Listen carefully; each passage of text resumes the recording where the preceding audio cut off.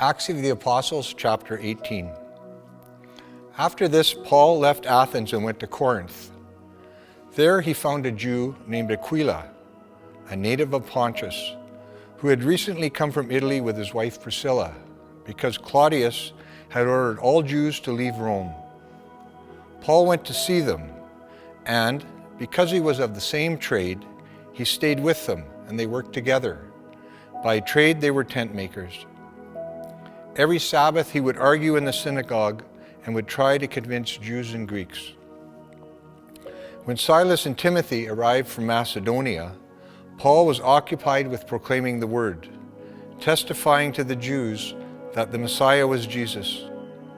When they opposed and reviled him, in protest he shook the dust from his clothes and said to them, "Your blood be on your heads.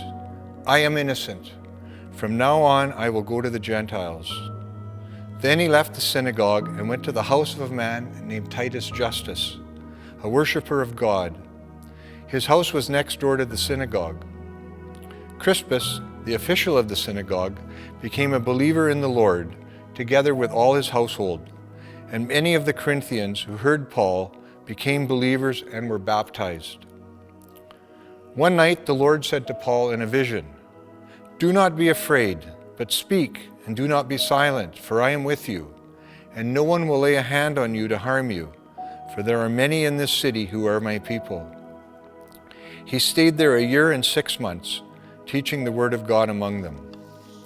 But when Gallio was proconsul of Achaia, the Jews made a united attack on Paul and brought him before the tribunal.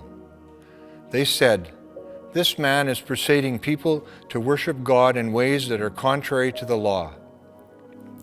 Just as Paul was about to speak, Gallio said to the Jews, "If this were a matter of crime or serious villainy, I would be justified in accepting the complaint of you Jews. But since it is a matter of questions about words and names and your own law, see to it yourselves. I do not wish to be a judge of these matters." And he dismissed them from the tribunal.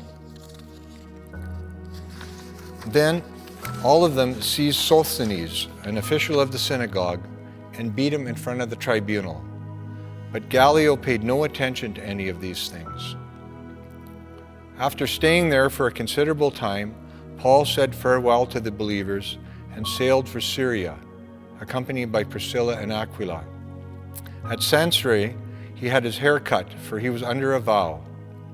When they reached Ephesus, he left them there, but first went with himself into the synagogue and had a discussion with the Jews. When they asked him to stay longer, he declined. But on taking leave of them, he said, "I will return to you if God wills." Then he set sail from Ephesus. When he landed at Caesarea, he went up to Jerusalem and greeted the church, and then went down to Antioch. After spending some time there, he departed and went from place to place through the region of Galatia and Phrygia, strengthening all the disciples. Now there came to Ephesus a Jew named Apollos, a native of Alexandria. He was an eloquent man, well versed in the scriptures.